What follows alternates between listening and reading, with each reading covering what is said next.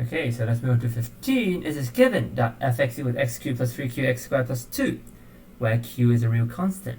Okay, the equation fx equals 0 has 3 distinct real roots. And again, which one is necessarily true? Okay, so let's actually try to draw the graph first, right? So, when you draw cubics, the tactic is always to differentiate and find the turning points. Yeah? That's always the tactic to go for. So let's do that. F prime of x equals to 3x squared plus, what is it? The 6qx, yeah? Okay, that equals to 0. So what does that imply? That implies that x equals to 0 or minus 1/2 1 over 2q, is it? Is it? Oh, wait. Is it 1 over 2q? Yes, right? Or not? Maybe not. Okay, it should be 2q, right? Minus 2q. Okay, cool. Yes.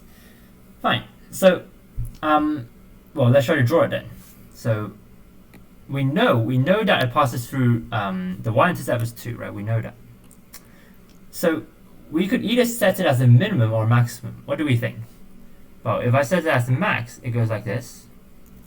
I think that's perfectly fine. If we set it as a min, well, then this thing does not have 3 distinct real roots, right? Because I know that fx equals 0 has to have 3 real roots. Okay, so that means that that point has to be a max. Has to go something like this. Has to do that. Okay, so question. The equation fx plus 1 equals 0 has 3 distinct real roots. Is that true?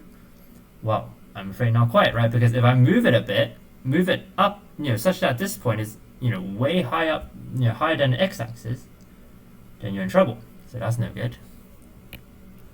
How about 2? The equation f of x plus 1 has 3 distinct real roots. Okay, that's more than true, right? Because, the x plus 1 is shifting the graph left and right. It won't change the number of roots, right? Because I'm not going up and down. Okay, so 2 is good. Okay, 3. The equation f of minus x minus 1 has 3 distinct real roots. Okay, so this minus x thingy flips the graph, right? It flips the graph, it reflects the graph along the y-axis. Okay, which is useless, right? It doesn't change the number of real roots you have.